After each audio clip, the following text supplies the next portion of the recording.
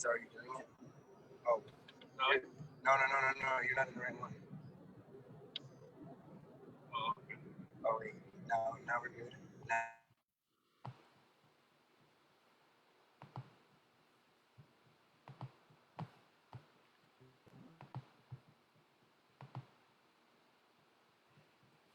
Okay, I think we're just about ready to start. Got everything lined up.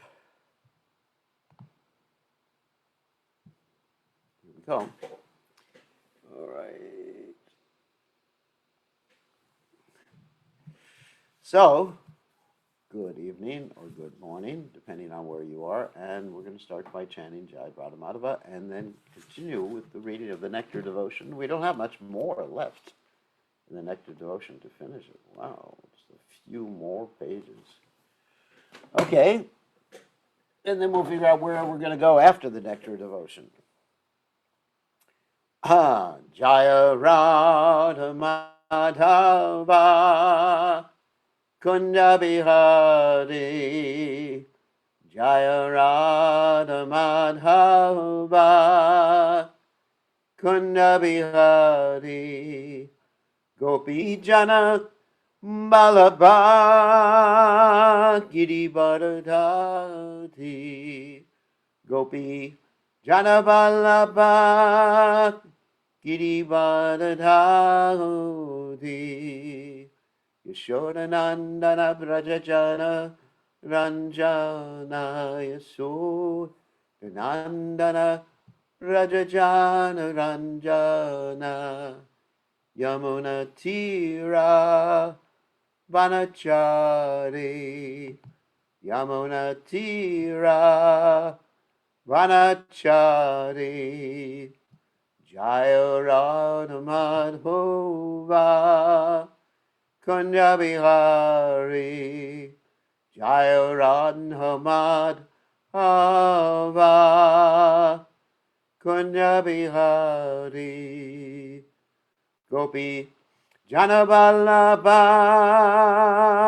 Girivardhari Gopi Janaballabha Girivardhari Yashodanandana Vrajajana Ranjana Yashodanandana Rajajana Ranjana Yamuna Tira Vadachari Yamuna Tira Vanachari Jaya Radha Madhova Kunda Bihari Jaya Radha Madhova Kunda Bihari Jaya Om Vishnupad Paramahansa Paravatikacharya also Teta Satashi Shimad His Divine Grace Savaya Chalananda Bhaktivedanta Goswami Srila Prabhupada Ki Jai ISKCON Founder Acharya Srila Prabhupada Ki Jai Nantakoti Vaishnava Vrind Ki Jai Namacharya Srila Huidas Thakur Ki Jai Prabhu Nityananda Shidvaita Gadadha Jai Shishi Radha Krishna Gopikapanath Shyam Kunda Radhakunda Giri Govardhan Ki Jai Vrindavanam Ki Jai Maturanam Ki Jai Jagannath Swami Ki Jai Yamuna Mai Ki Jai Shrimati Tulasi Devi Ki Jai Samaveda Bhakta Vrindi Ki Jai Gaur Premananda Hari Hari Bo All glories the assembled devotees, all glories to the assembled devotees. All glories the assembled devotees, all glories to Shri Guru and Gauranga, Srila Prabhupada Ki Jai, Nama Om Vishnu Padai, Krishna Vasai Bhutale, Shrimati Bhaktivedanta Swami Namani Namaste, Saraswati Devi, Gauravani Pacharni, Nivashesha Sringavati, Paschacha, Deja, Tarane, Somaganata Guranda, Shagaranjana, Shlakya, Chakshuran Meditam, Yena Tasmai, Shigaravena Maha, Offer my respectful obeisances unto the lotus feet of my spiritual master, His Divine Grace, A.C. Bhaktivedanta Swami Srila Prabhupada. So eyes with the torchlight of knowledge, while my eyes were blinded in the darkness of ignorance. So before we start, I just wanted to show you a brief glimpse of what we have every morning in our temple here in New Goloka. We have actually professional dancing for the deities, and I'll show you this online. Hold on one second. Right, give me 1 second. There is Dot. Oh, there. Whoops. I was trying to show it.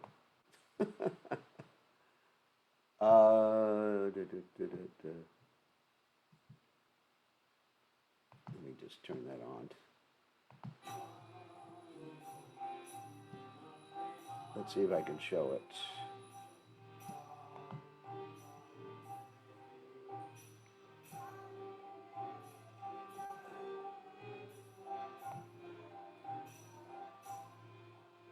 It's not showing that window.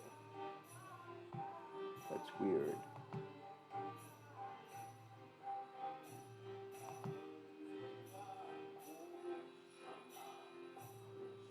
Anyway, I guess Krishna doesn't want me to show this because I can't see it on all the windows. Let me try to eliminate some windows here.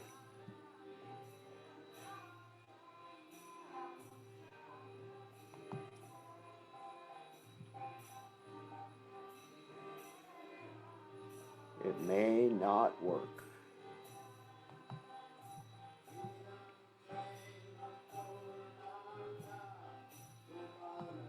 Anyway, wanted to show you the dancing we have, but it is not showing up in one of the windows that I can show. Actually, I could show you. No. Okay, forget about it. Somehow or other. Somehow or other, it is not showing up. Just let me try one more time using a different app.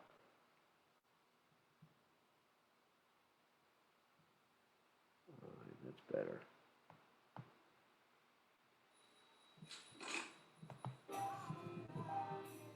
Okay, let's try this. There we go. It's going to work now. You'll see, we have a professional dancer every morning.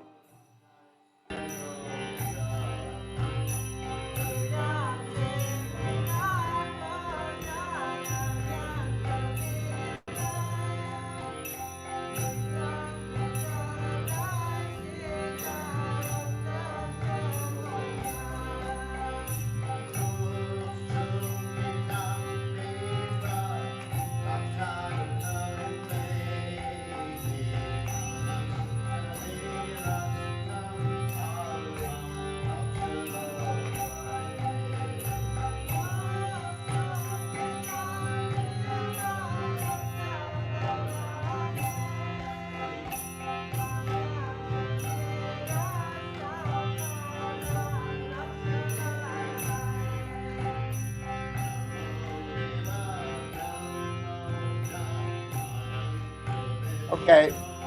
Oh.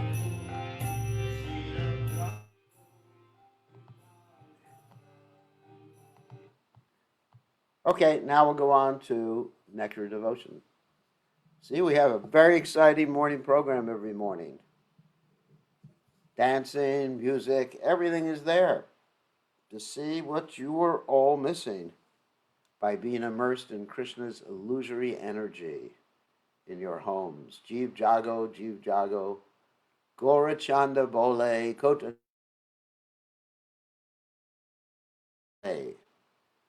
Wake up, sleep. Will you be sleeping in the lap of the witch called Maya? Thinking you can enjoy this material world. Okay, on that happy note, we are going to go to Nectar of Devotion. Here we go. And we're reading right now, of course, about the parental affection.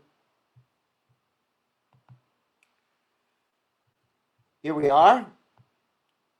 Alrighty, let me clear the screen so we can all see. Okay, so I can see at least. I have to read.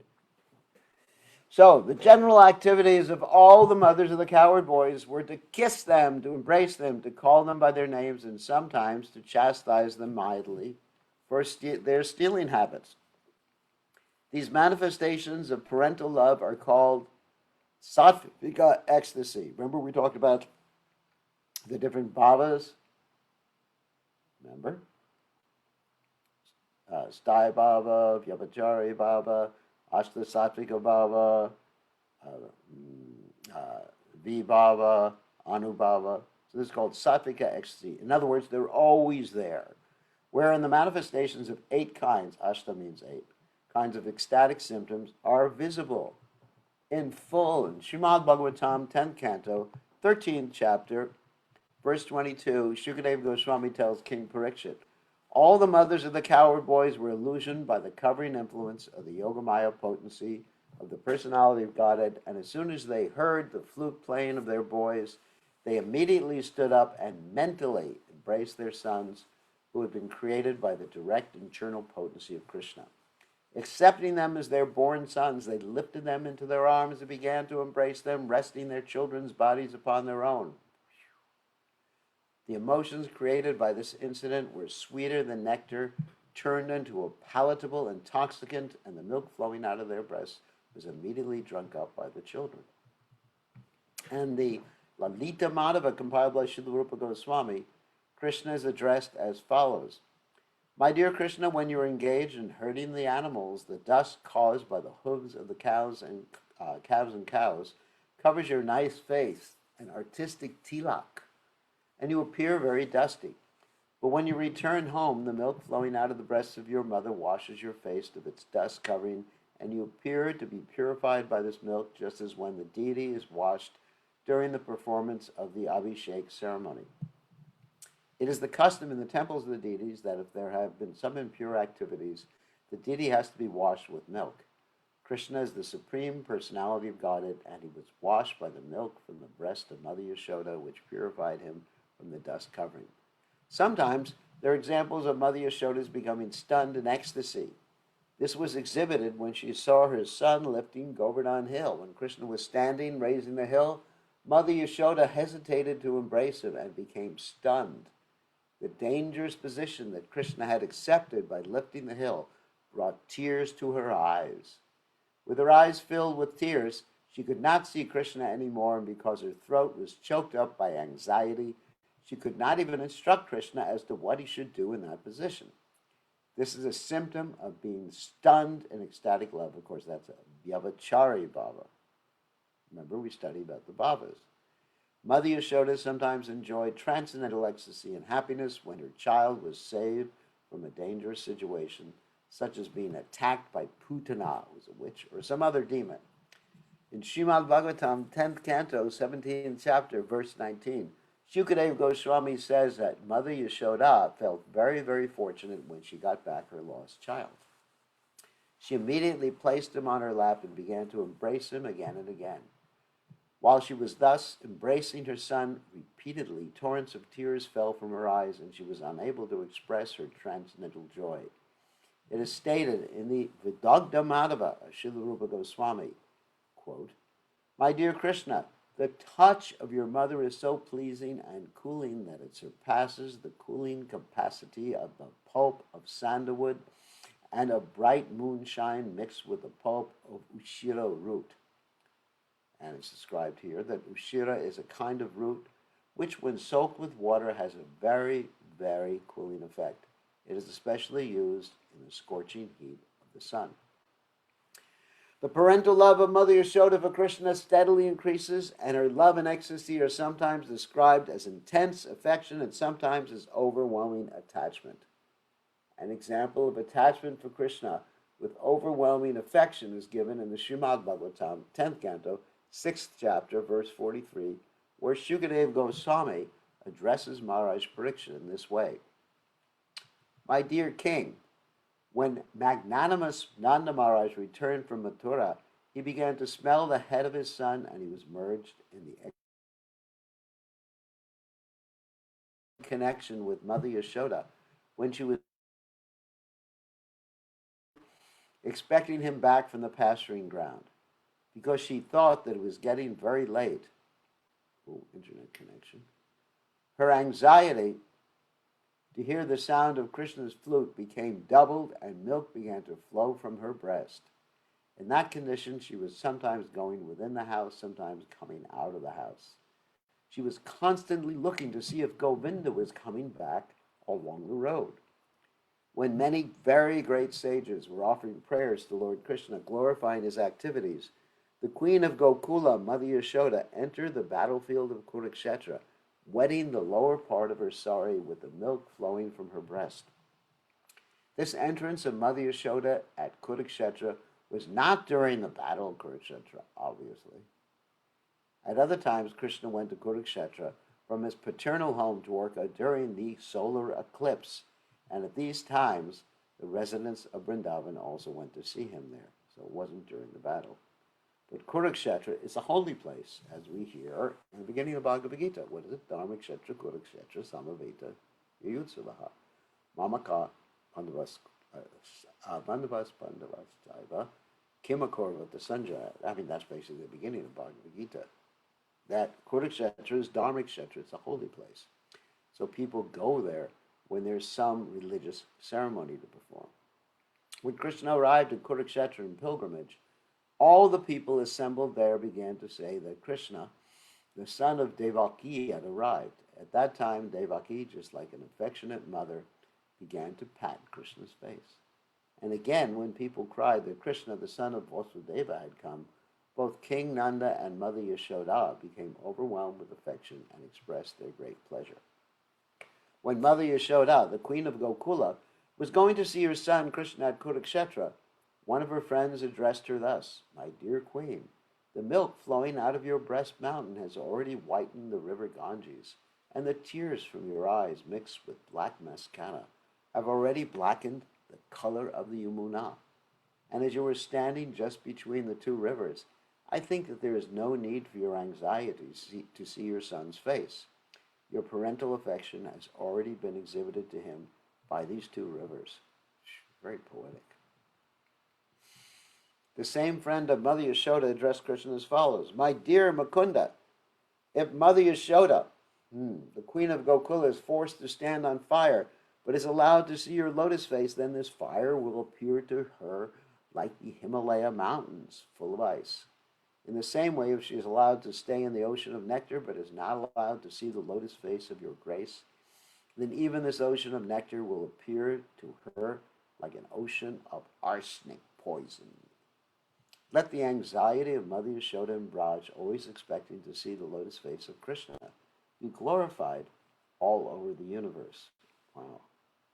A similar statement was given by Kunti Devi to Akrura: "My dear brother, Akrura, my nephew Mukunda is long absent from us.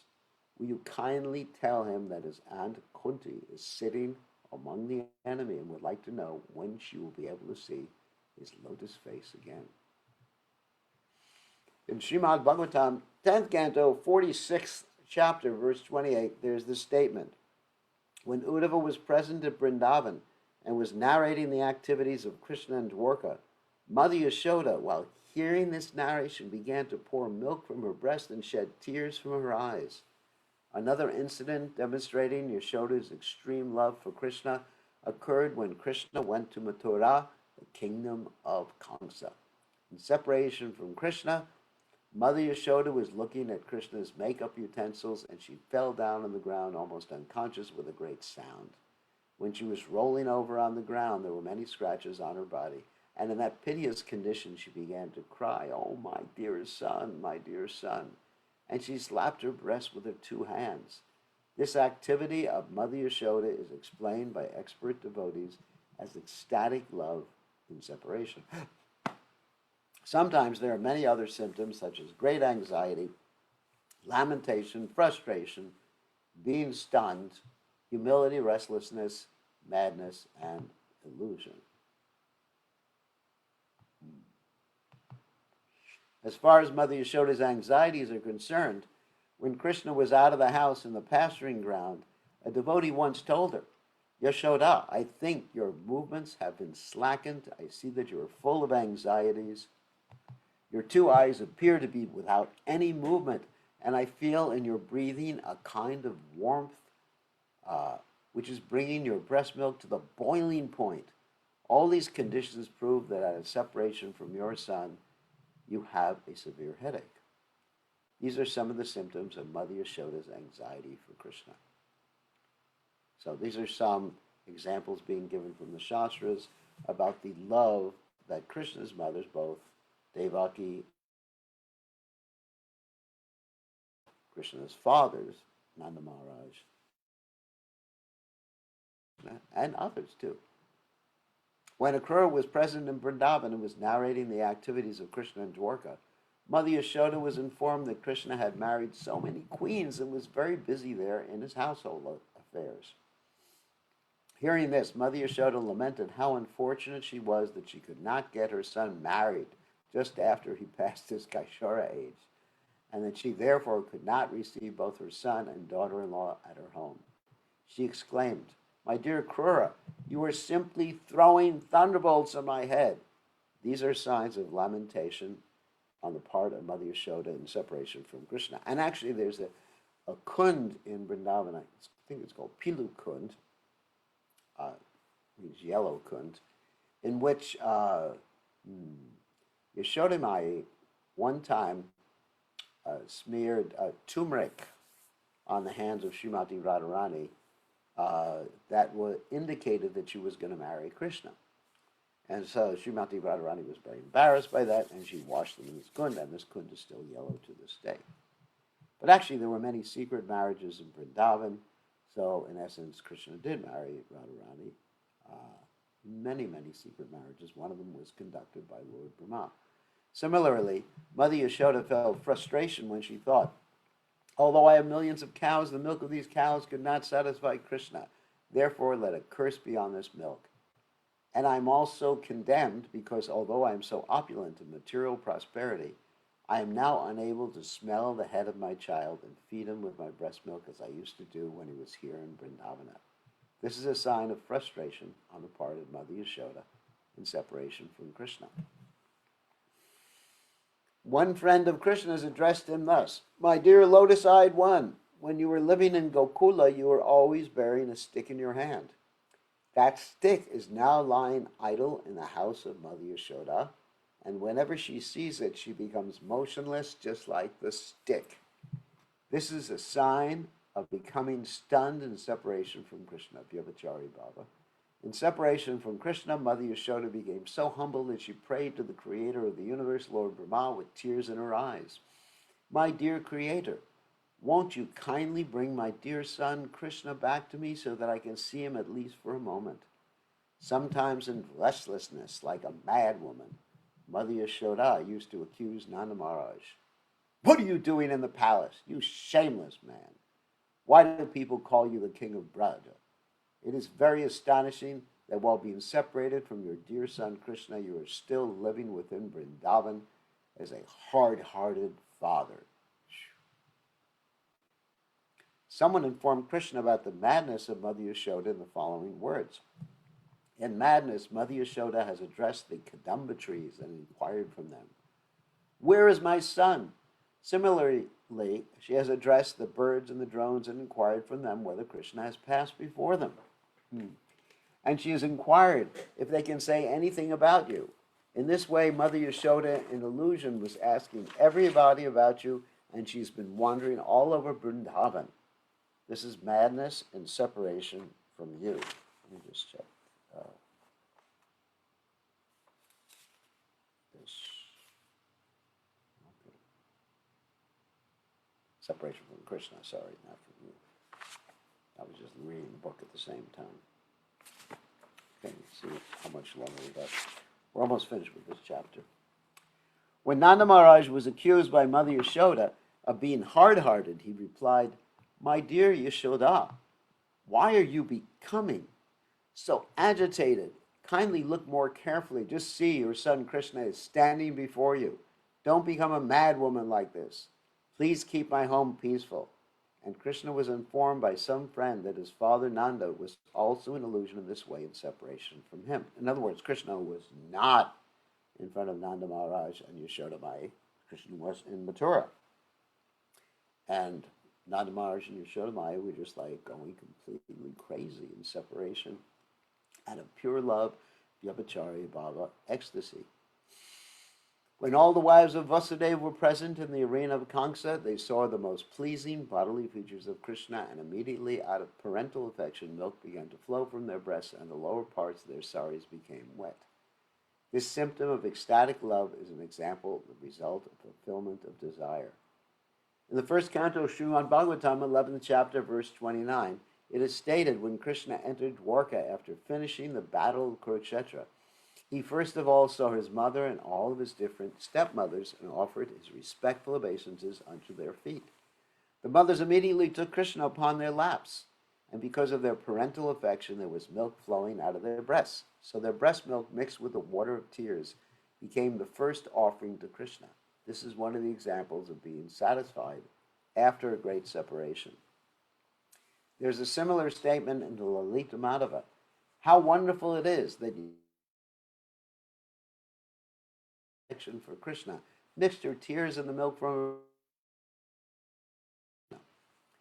in Vidagha Madhava.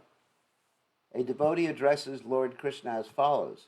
My dear Mukunda, after seeing your face, which was full with the scent of the lotus flower, Mother Yashoda, being attracted by the moonlight of your face, became so overjoyed in her affection that immediately from the nipples of her water pot breasts, milk began to flow.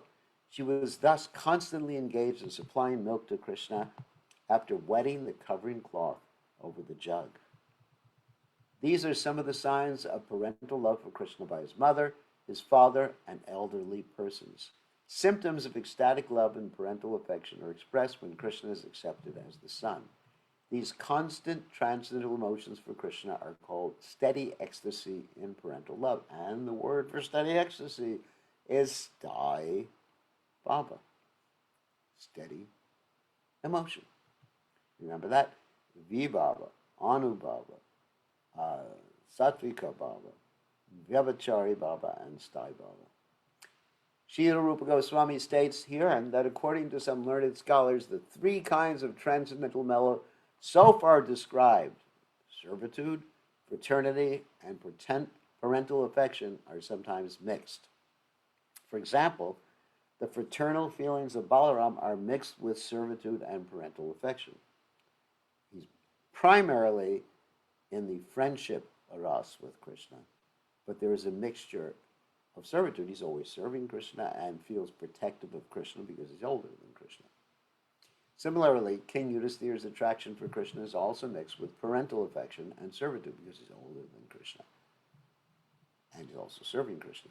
Similarly, the transcendental mallow of Ugrasena, Krishna's grandfather, is mixed with servitude and parental affection.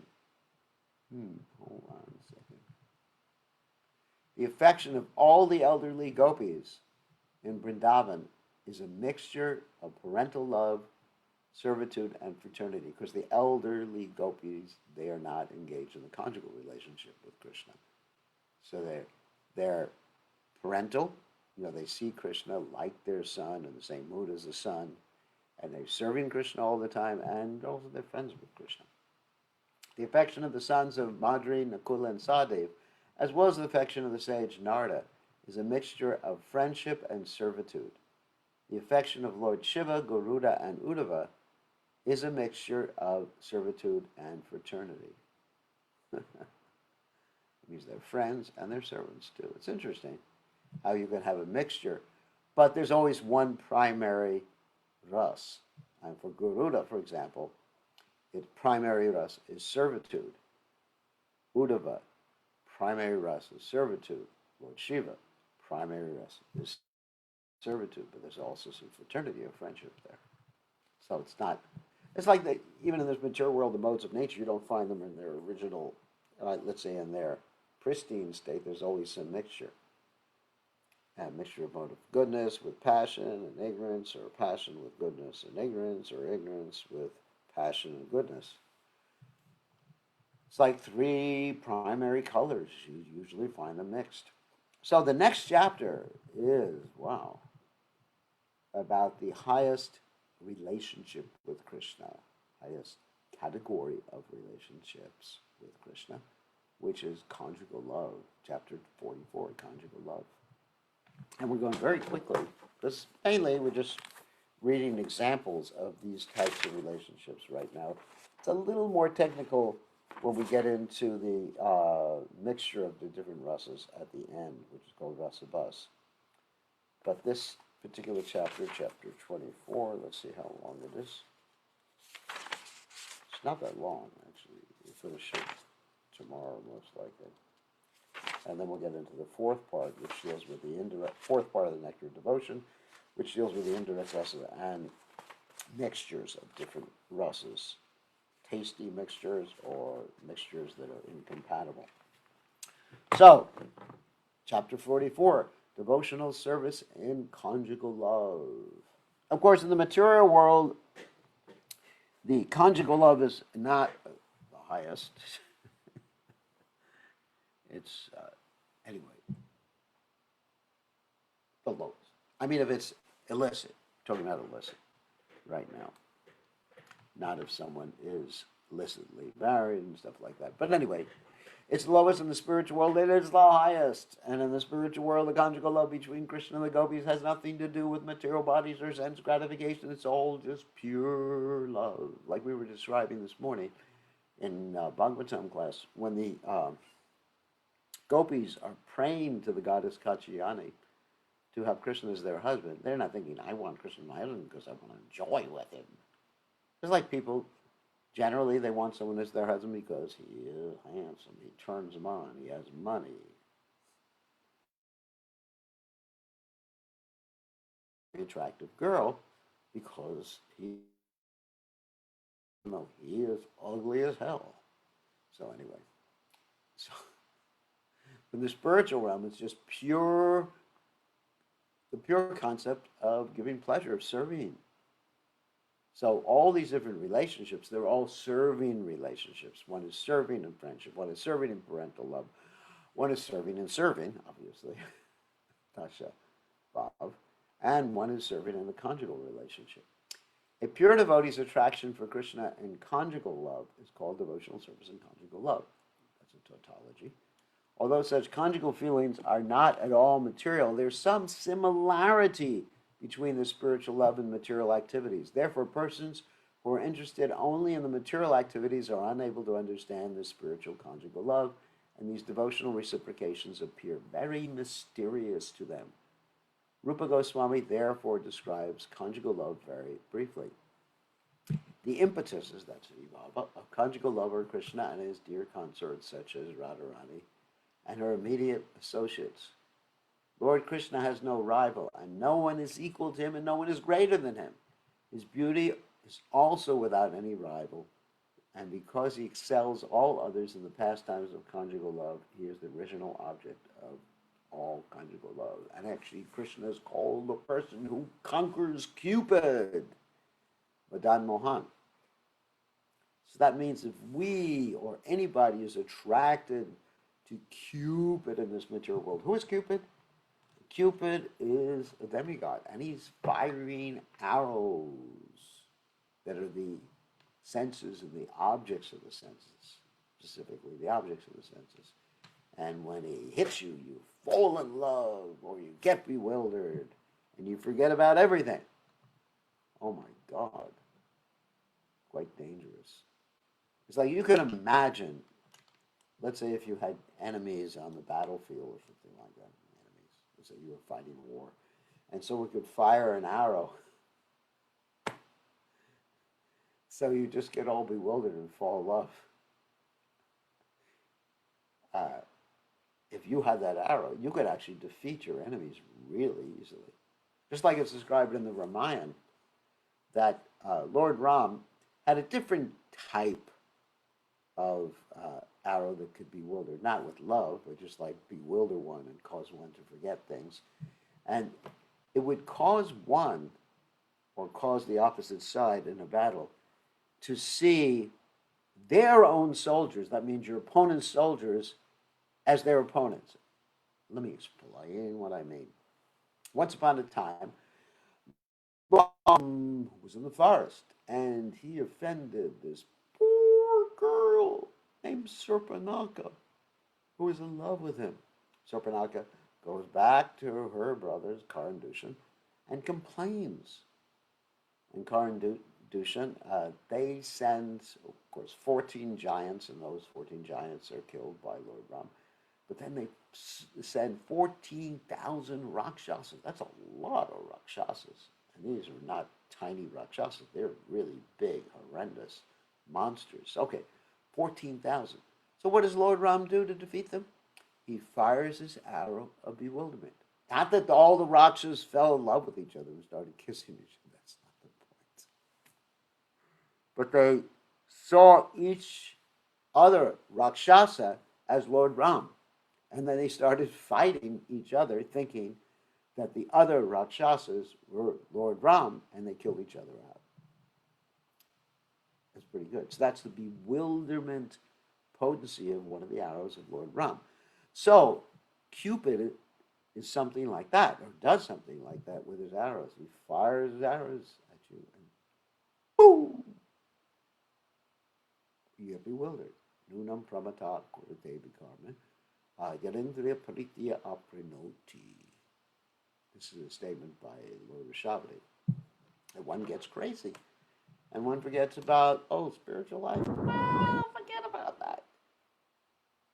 Who cares about spiritual life? Where's love? Anyway, so it's quite interesting. So Krishna is known as Madan Mohan. It means he attracts Cupid. Cupid attracts everyone else or bewilders everyone else, but Krishna bewilders Cupid. Therefore, if we worship Krishna, we will never get bewildered by Cupid. And Radharani is called Madan Mohan Mohini. That means she who bewilders Krishna, who is the bewilderer of Cupid. Interesting. So in the Gita Govinda by Jayadev Goswami, one gopi tells her friend, Krishna is the reservoir of all pleasure within this universe. His body is as soft as the lotus flower, and his free behavior with the gopis, which appears exactly like a young boy's conjugal love. A pure devotee as follows. Let me offer my respectful obeisances. Internet connection. Not to the internet connection, but there was a little problem with the internet connection. Let me offer my respectful obeisances to all the young coward girls whose bodily features are so attractive. Simply by their beautiful bodily attractive features, they are worshipping the Supreme Personality of Godhead Krishna. Out of all the young gopis, Srimati Radharani is the most prominent. The beauty of Srimati Radharani is described as follows. Her eyes defeat the attractive features of the eyes of the chakori bird. When one sees the face of Radharani, he immediately hates the beauty of the moon. Her bodily complexion defeats the beauty of gold. Thus, let us all look upon the transcendental beauty of Srimati Radharani. Krishna's attraction for Radharani is described by Krishna himself thus. When I create some joking phrases in order to enjoy the beauty of Radharani, Radharani hears these joking words with great attention, but by her bodily features and counterwords she neglects me. And I even possess unlimited pleasure by her neglect of me, for she becomes so beautiful that she increases my pleasure 100 times. A similar statement can be found in Gita Govinda, wherein it is said that when the enemy of Kamsa, Shri Krishna, embraces Srimati Radharani, he immediately becomes entangled in a loving condition and gives up the company of all other gopis. So even in the perverted reflection in this material world, sometimes there's a lover and a beloved or whatever. And if the lady becomes angry, the man may say, oh, you look more beautiful when you're angry. So that's a perverted reflection of what's happening between Radha and Krishna. So whatever is here must be there, but it's there. There means the spiritual world. In its original, pure, pristine, ecstatic, full of bliss, knowledge, an eternal form. In the Pujabali of Rupa Goswami, it is stated that when the gopis hear the sound of Krishna's flute, they immediately forget all rebukes offered by the elderly members of their families. They just tell their families, forget it. And you actually see that also in this world. Oh my God. When people are in love and even their families against their particular relationship, they just not only forget, but they actually chastise the elderly members of their family. Or they sneak, just like the story of Romeo and Juliet. They forget their defamation and the harsh behavior of their husbands. Their only thought is to go out in search of Krishna. When the gopis meet Krishna, the display of their exchanging glances as well as their joking and laughing behavior is called anubhava, or sub-ecstasy in conjugal love. In other words, the vibhava, they meet Krishna, and then the anubhava, the voluntary activities, exchanging glances, joking, laughing. These are all anubhava expressions. Voluntary, not involuntary. In the Lita Madhava, Rupa Goswami explains that the movements of Krishna's eyebrows are just like the Yamuna, and that the smiling of Radharani is just like the moonshine. Wow. What a poetic metaphor. When the Yamuna and the moonshine come in contact on the bank of the river, the water tastes just like nectar, and drinking it gives great satisfaction. It is as cooling as piles of snow. Similarly, in the Pujabali, one constant companion of Radharani says, "My dear moon-faced Radharani, your whole body appears very content, and yet there are signs of tears in your eyes. Your speech is faltering, and your chest is also heaving. By all these signs, I can understand that you must have heard the blowing of Krishna's flute, and as a result of this, your heart is now melting." In the same Pujabali, there's the following description, which is taken as a sign of frustration in conjugal love.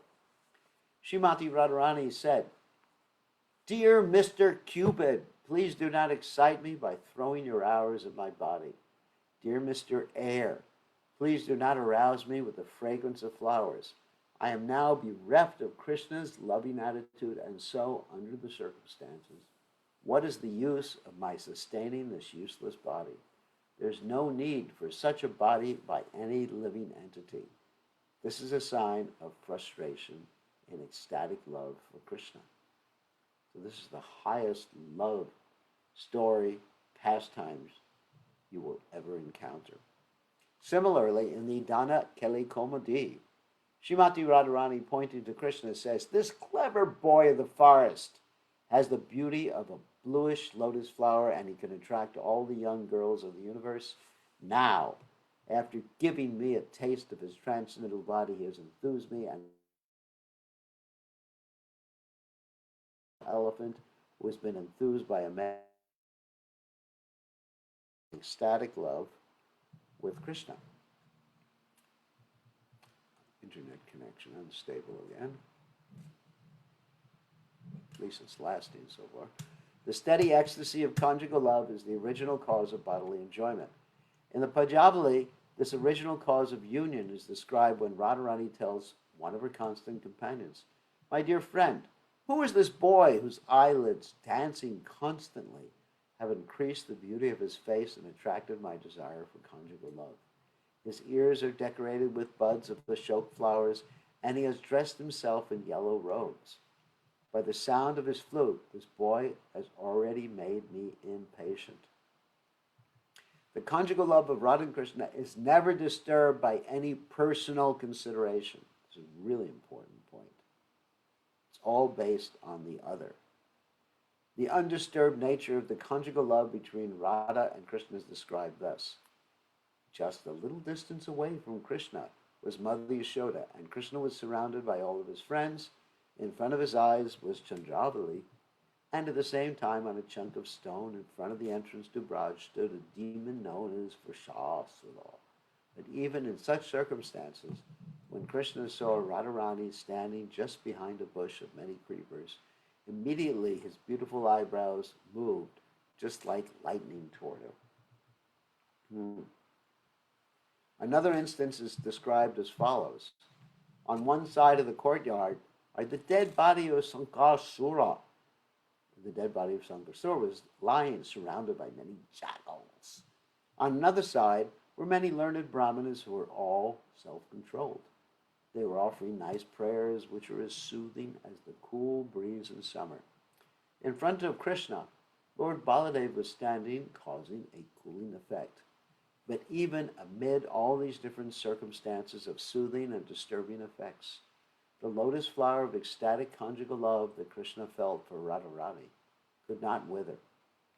This love of Krishna for Radharani is often compared to a blooming lotus. The only difference is that Krishna's love remains ever increasingly beautiful.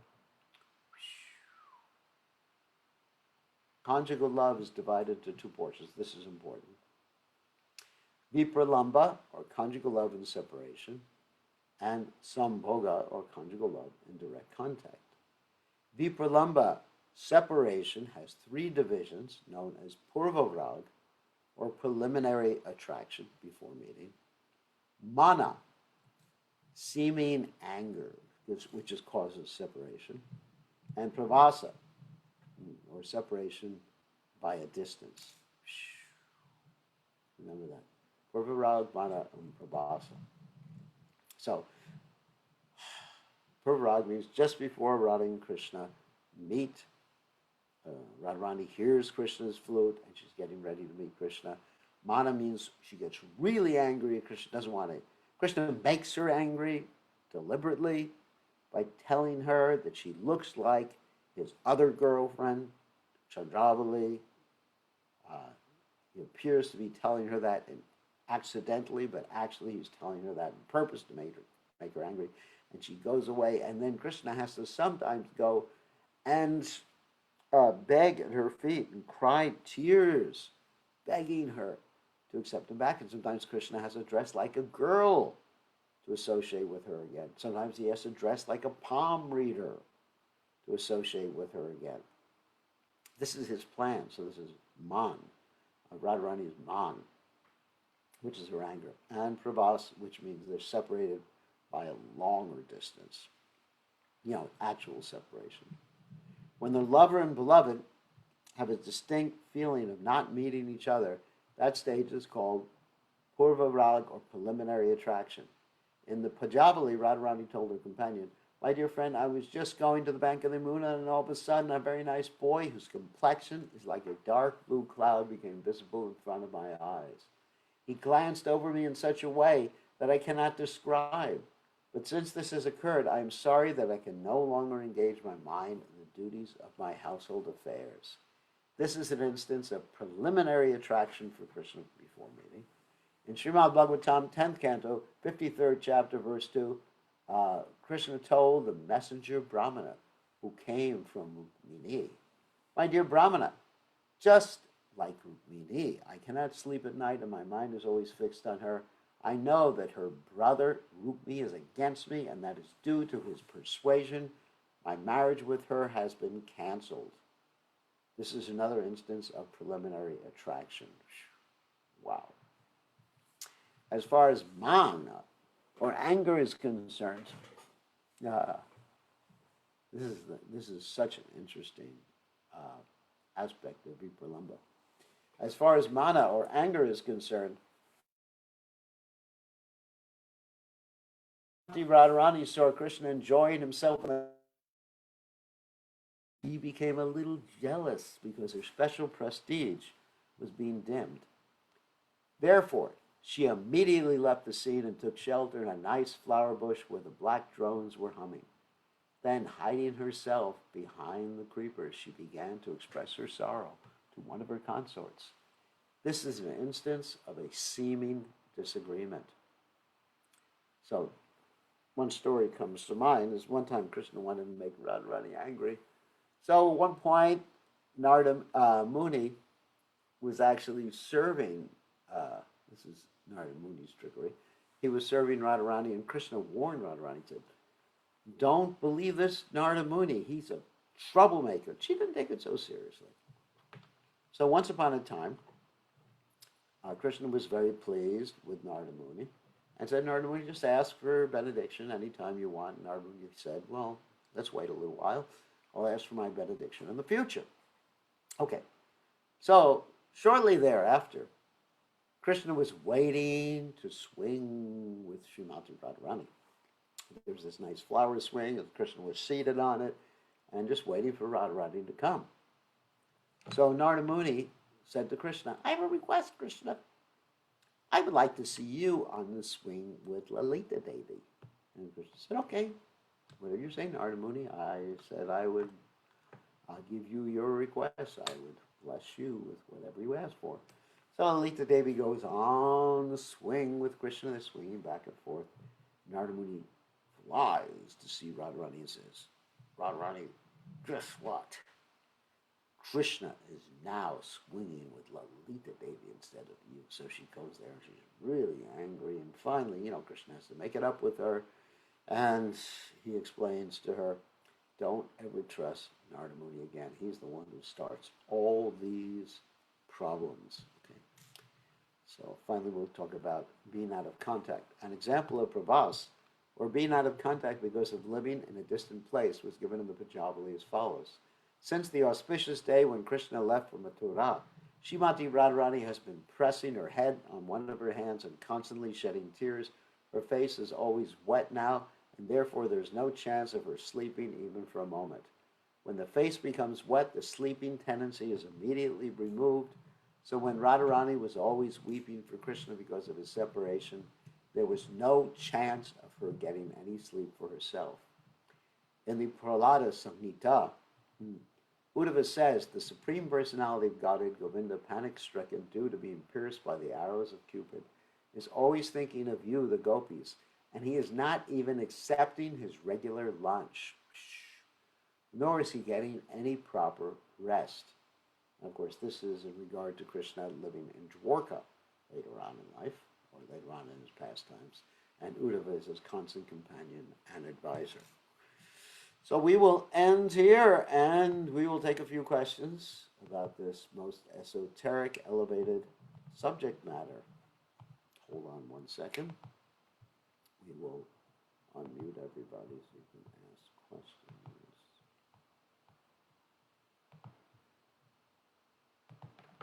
Let me make sure, before you ask questions, let me make sure the speaker is on the right thing. Speaker on the wall. Okay, so who has a question?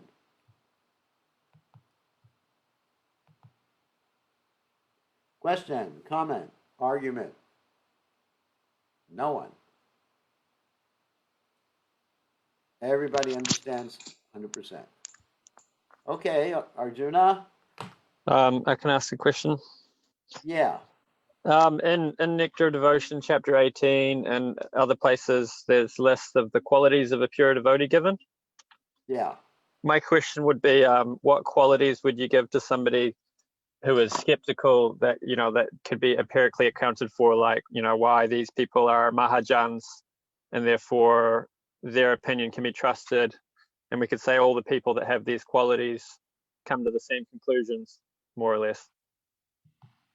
Can you be more specific with that question? Well, what are the qualities of someone who is a rascal? No, what are the qualities of a Mahajan? A lot of the qualities given for a pure devotee, for someone, who's an authority on spiritual subject matters, who you can trust what they say about Krishna consciousness. A lot of them you can't exactly empirically verify, so you wouldn't give them to a skeptic. But some of them you can, like being detached. But these are secondary qualities. These are not. These are gona. These are not mukya. So, in other words, the qualities of a Vaishnava that are listed there are sometimes manifest and sometimes not manifest. Like you may say Vaishnava is peaceful, but sometimes you see him getting angry. Right. So these are secondary qualities, and even the ones you can judge, sometimes they may appear, sometimes they may not appear. Krishna, to pleasing Krishna and the spiritual master.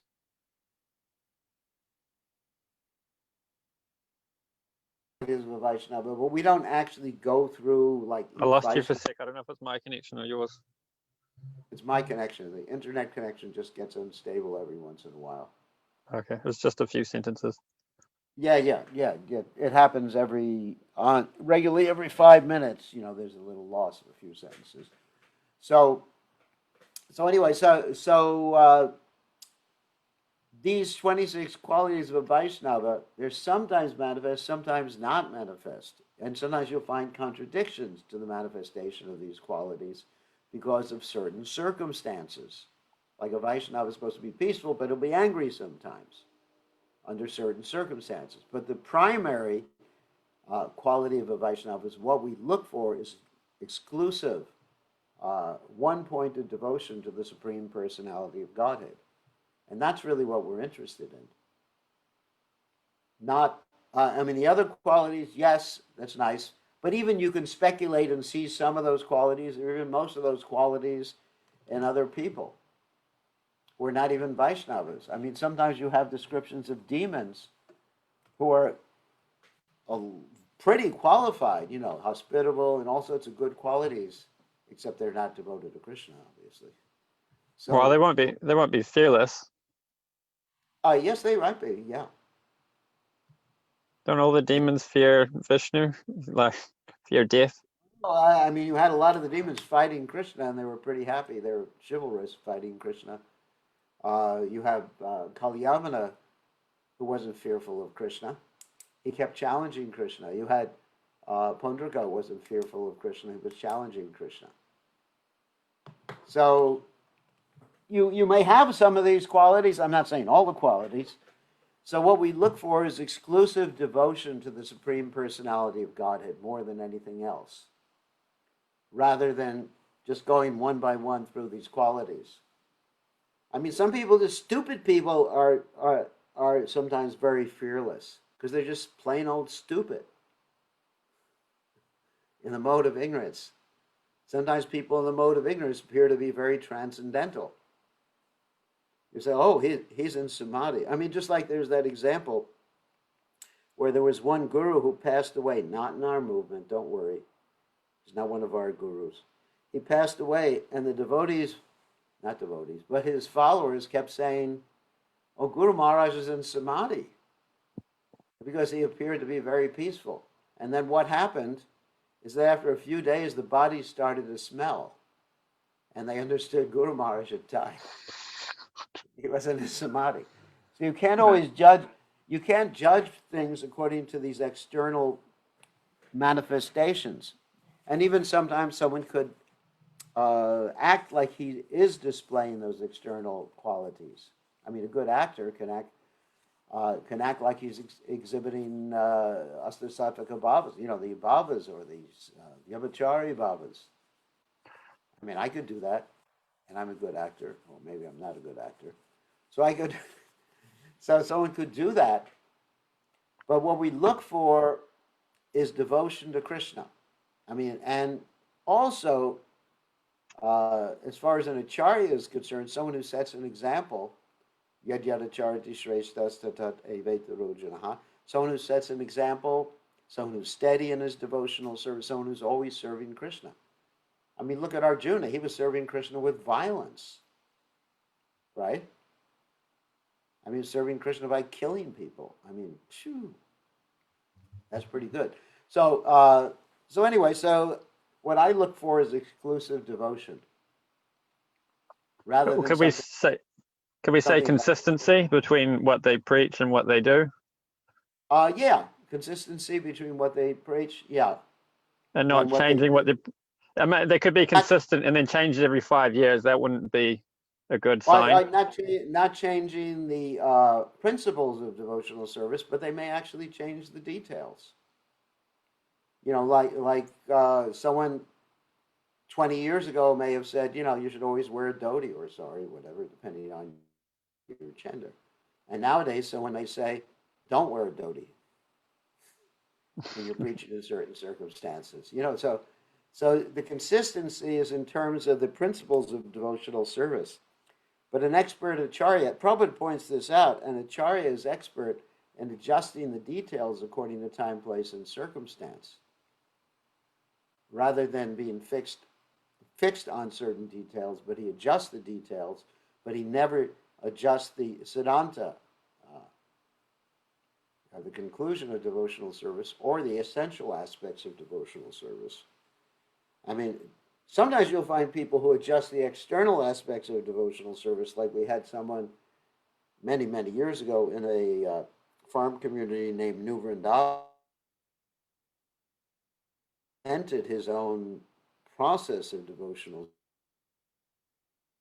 but that's not Krishna consciousness. So you have to be very careful of judging things externally. I mean, people would judge Lord Nityananda externally sometimes.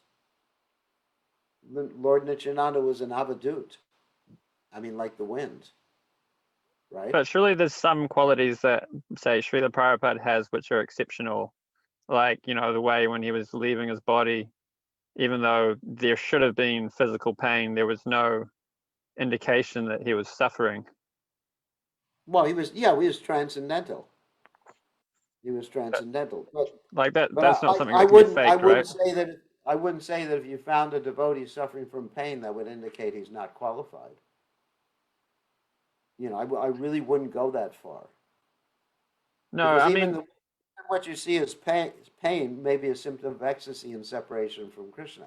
Just like Ramchandra Puri, he was actually criticizing his spiritual master for lamenting. Whereas in fact, his spiritual master was engaged in spiritual lamentation. So you have to be really careful about judging a Vaishnava externally. That's the point. You may think, oh, he doesn't fit into you tick off all the 26 qualities of the Vaishnava, and he's missing like 6 of them. Therefore, he couldn't be a Vaishnava. You got to Acharya Mam Viganam Yan Navamanyeta Karichet Numarcha Bujusu Yeta Sarvadeva Mayoguru. One has to be very, very cautious. Or Vamsi Das Babaji. Did you ever read about Vamsi Das Babaji? I can't remember. I mean, if you would read about him and what he did, and even with his deities, threatening his deities, you would think, oh my God, is this guy a devotee? But he's actually one of the greatest devotees. He used to chastise his deities and take a stick to the deities sometimes. Not hit them, actually, but threaten them. So you would think, oh my God. So this guy, we got to chastise this guy. But actually, he was a great devotee, and that was ascertained by Srila Bhaktisiddhanta Saraswati Thakur. So one has to be very careful. The Marchabudya Suyata Sarvadeva Mayoguru to judge so much from the external viewpoint of Vaishnava. Of course, a Vaishnava who is an Acharya is setting an example for others. Yeah, like we could establish the exalted nature of Srila Bhaktisiddhanta Saraswati Thakur's consciousness, and then based on his statements, we can establish the exalted nature of Vamsidas Babachari. Yeah, because he said that Vamsidas Babaji, not Brahmachari, Babaji, Babaji, yeah. Vamsidas Babaji was a great pure devotee. But he didn't give us a standard to judge. He just said Vamsidas Babaji, and Vamsidas Babaji was doing all these things that we would just like say, wow, how could he be a devotee, So we gotta be really careful. What's that? Obviously, a definition based on externals isn't gonna catch everything, but what it could do is Yes. catch people that we can take as authorities, and then through taking their authority, we can get the rest. Yes, a certain acharya. Yes, we have. That's why it's important to accept guru, so the guru can actually ascertain and tell us. Like if you look at here's another example. If you look at Lord Rishabhadev, or even Shukadev Goswami. I mean, if you saw someone running around naked, would you consider that person very exalted. I mean, you're in New Zealand, so all of a sudden there was a young boy, 16 years old, running around naked, going to Bhagavatam class.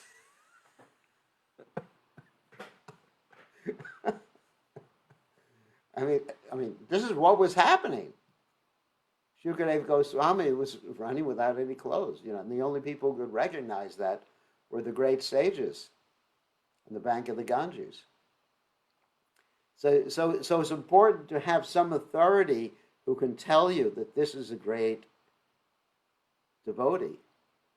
Because if you start to impose even 26 qualities of a Vaishnava standard, and you just have a checklist, you may be really off. In either way, you may actually, because of our imperfect senses, tendency to make mistakes and cheating, etc. You may actually ascertain that a materialist is a great devotee. I mean, you may see someone chanting and in ecstasy and rolling on the ground, but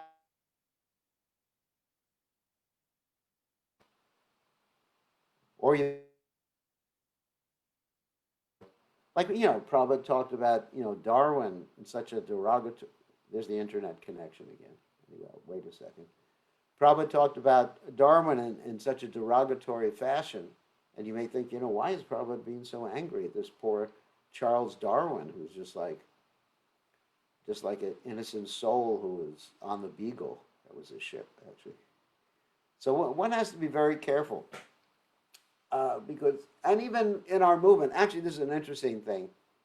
In our movement, we generally think that the people who are these great, GBCs, great, that's what GBC stands for. Great Big C. I forget what C stands for. Great Big. Anyway, whatever it stands for. I'm GBC, I can do that. So we may think that, someone who's a guru, he's the best devotee, someone who's sitting on a Vyasa-san like me. But, anyway, you have that story that Prabhupada told that the jackal was sitting on the Vyasa-san, or the throne.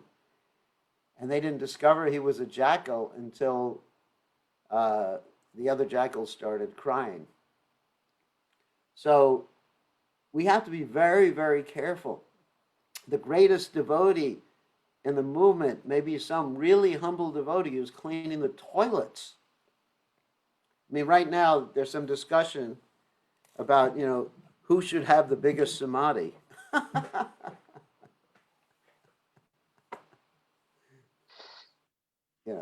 want a samadhi that's 10 feet tall. Actually, well, that's not big enough for me. I want a samadhi that's like 200 feet tall.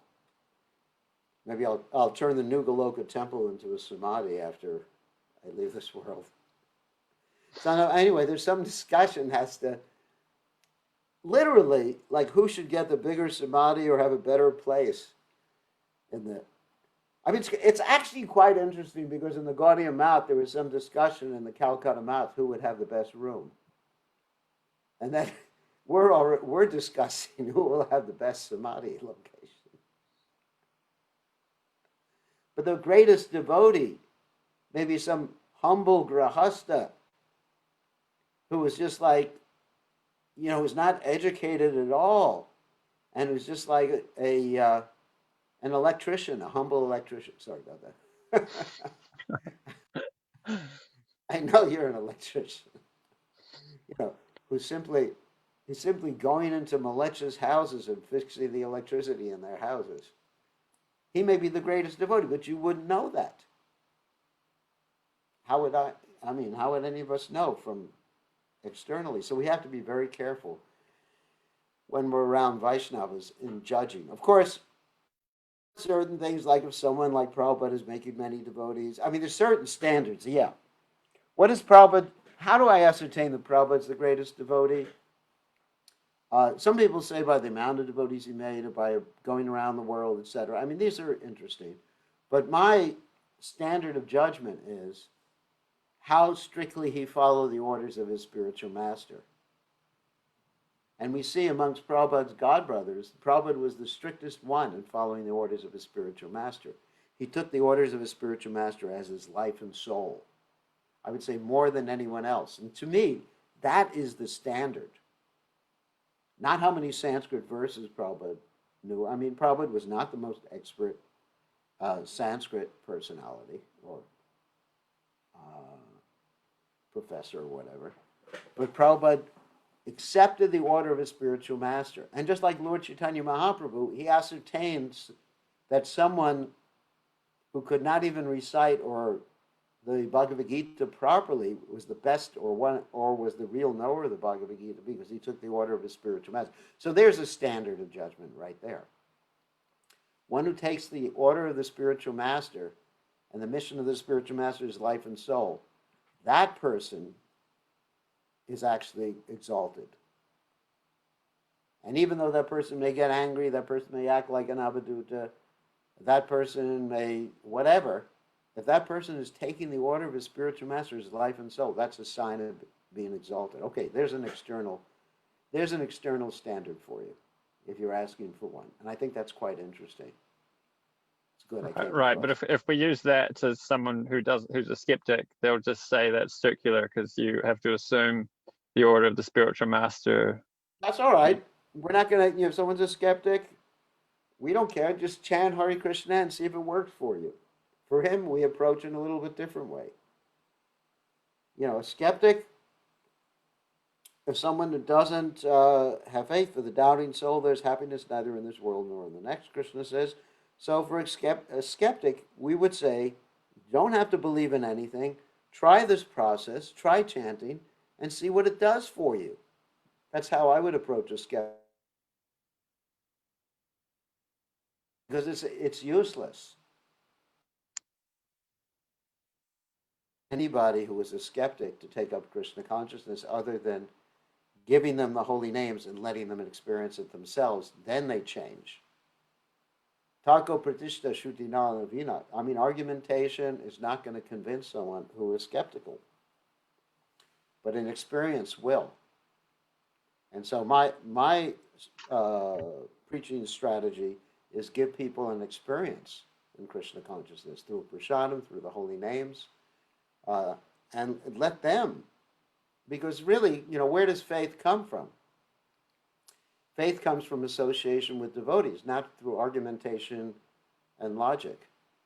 I mean, you can argue with people to, till what cow jumps over the moon or something like that, and people don't. I've never seen people convinced because of argumentation. I've seen people convinced because of experience. Okay, we got to end because it's time for my Betty Bye time. Anyways. Thank you. Okay, thank you for the nice questions. So we'll see everybody tomorrow, and we'll continue with our study of the chapter of conjugal love in Krishna consciousness. Not conjugal love of the Jiva souls, conjugal love of Krishna and the gopis and Krishna and his wives.